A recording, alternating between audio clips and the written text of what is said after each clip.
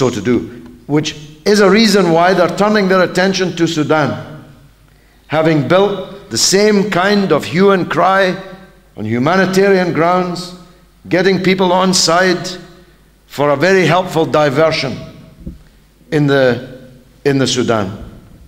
So we, and by the way, remember this because it might become important one day. I have never been to Iran. I have never met an Iranian leader. I don't even like the Iranian regime. But if Iran is invaded by Bush and Blair, I'll be standing with Iran, and so should every other person too. But I must tell you, this conference that the Iranian regime has just held on whether or not the Holocaust ever happened is an act of sheer insanity. It's as if somebody is advising Ahmadinejad of all the things he can do to make a war against his country more likely and more popular. By holding this Nazi fest at which every Holocaust denier from around the world was invited, with their models showing that Treblinka couldn't have had a gas chamber. I hope nobody falls for this kind of stuff. Whether 6 million were gassed, or just 5 million were gassed, or just 4 million, is completely immaterial. Hitler was a racist madman who determined to wipe out all the Jews he could get his hands on because they were subhumans. The same mentality that fueled apartheid, that other people are less than human and have to be exterminated. And it does nobody any credit and definitely no favor to be sidetracked into this absurd discussion that Ahmadinejad has launched on whether or not the Holocaust really happened. The Holocaust was one of the greatest crimes in all human history. Accept it.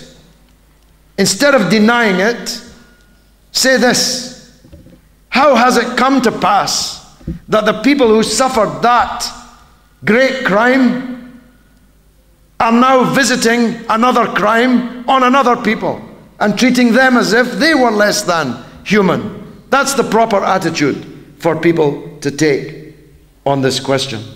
Now, I said I'd return to the issue of British Muslims. You know, they're always looking for a cleric to blame for radicalizing the Muslim youth. Preferably with hooks instead of hands, and a glass eye would help. 2 glass eyes would be the ultimate.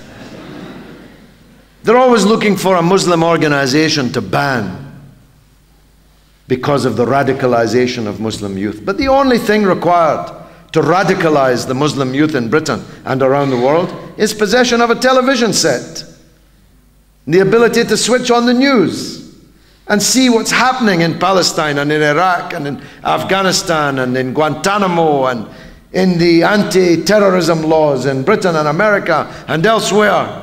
That's what's radicalizing the Muslim youth. That's what's deepening the swamp of hatred. And there's a real problem in our country. It doesn't seem to be as much of a problem here, and I was grateful for the contribution made by our Christian friend. This has nothing to do with Christianity versus Islam. Religious people believe in the prophets, peace be upon them. Bush and Blair believe in the prophets and how to get a piece of them. That's the difference.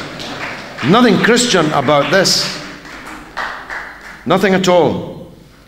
But we have a real problem that because of the disastrous failure of British foreign policy, because they're making war against Muslims all around the world, they've ended up, as we predicted they would, making war against Muslims at home, painting them as a fifth column, as a Trojan horse, as an enemy within, passing law after law after law, raising discussions about such ridiculously trivial things as what Muslim women are wearing.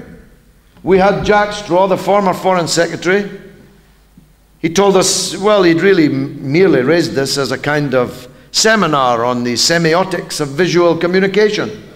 It's just that he can't really understand what a Muslim woman is saying, even though there's only 10,000 women wearing the niqab in all of Britain. And it was put to me on BBC radio. The radio interviewer said to me, well, 50% of communication is visual. So why should these women be wearing a niqab? On radio.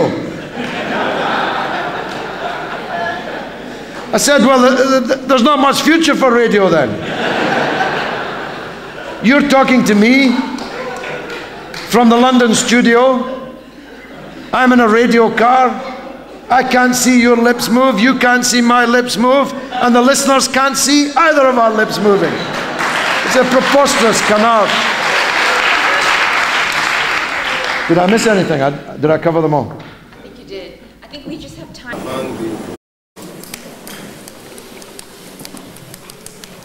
Bismillahirrahmanirrahim. You spoke about drain the swamp, and I think that's where we need to get to. And earlier, Professor Brutus spoke about we need to take action.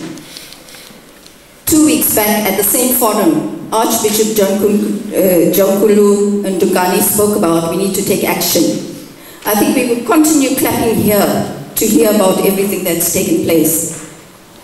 The whole world went on a protest 2003 for the major powers not to go into Iraq. South Africa sent human shields, but war, terror, injustice continue. We don't have tools, or is our tools not working? What major steps do we need to take to bring about changes? Everyone knows about the injustice. We didn't support Saddam Hussein when he was a puppet of America, but we supported the invasion. So I need to see some kind of an action-driven move here to say that we need to do something to bring about changes. We don't like what's happening, but we can't stand to see our next move being Africans in Africa, Darfur being the next one move. I think we here need to do something about it, and we need to get some directives towards it. Thank you. Okay, well, Chair, first of all, if you didn't, as it were, get a question in, you can write to me at my website, georgegalloway.com, and we'll try to get back to you. You might want to visit that website anyway. It'll tell you how to listen to the radio show that I do or any of the other things that you might be interested in, georgegalloway.com. Well, it's not for me to tell you what you can do. You have to determine what you can do. I'm merely telling you what you should do. You should mobilize a much more powerful movement, a civic movement, here on the ground in South Africa on these great issues. You can't leave it to your government. You couldn't leave it to your government if they were all saints, and they're not. The government have got to be able to say to the Americans, to the Israelis, look here, the public opinion in our country is boiling on this question. There's boycott campaigns all over the country, boycotting Israeli produce. The demand for us to withdraw our ambassador is becoming irresistible. Our government will have to say and do the following because of the swell of public opinion. And it's not impossible. I mean, can there be a single black person in this country, after what they suffered under the racist apartheid system, who cannot be won, whose heart cannot be touched by the plight of the Palestinian people under apartheid in Israel? I can't imagine that. I can't imagine what kind of a black person would not be able to be reached by that. But there's not enough black people in this room, nor have there been any of the audiences I've addressed. So there's your number one problem. You need to break out of those committed sectors that are, for one reason or another, religious, political, or whatever, are already in this camp, and you have to break into the majority camp in the country, at the rank and file of the ANC, whatever the failings of the leaders of the ANC, the base of the ANC, the rank and file are good people. Be won and mobilized. The SACP, the COSATU, all the civic organizations and so on. This issue has to be taken to them. And a better foreign policy for South Africa has to be won. I think that the invasion of Iraq was for oil, it was for Israel, but above all, it was to terrorize the world with American power, to show that nobody could stand up to the United States. In that sense, it has been a disastrous failure, because instead of demonstrating the extent of American power, it's ended up demonstrating the limits of American power. The Americans do not control one single street in any town or city in all of Iraq. Not one city, not one street. These young fighters who have confronted them with their Kalashnikov in one hand, their Quran in the other hand, have fought this superpower to a standstill. It's one of the most extraordinary feats ever.